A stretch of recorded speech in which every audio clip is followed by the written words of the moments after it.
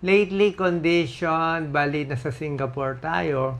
Lagi ko naman sinasabi, kahit yung unang vlog, sinabi ko naman nasa Singapore tayo. Kasi nga, ang tagal nga nung test sa atin. So, nakakalimang linggo na kami dito. May good days, may bad days. Last 2 days, medyo bad days kasi ang isang side effect kasi nung chemo ay titigas ang dumi parang bato. So pag parang bato yung dumi mo, fecal impaction, dudugo, para kang manganganak. 2 araw ako walang tulog, mahirap.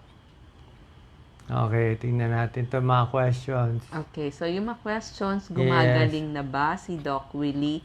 So hopefully matapos namin yung cycles of chemo, ganun po ang tawag doon, Opo. cycles. So more or less, sabi nila, mga 6 cycles every 3 weeks. So that's around 18 weeks. So nakakaisang buwan na po tayo. Almost, malapit na po.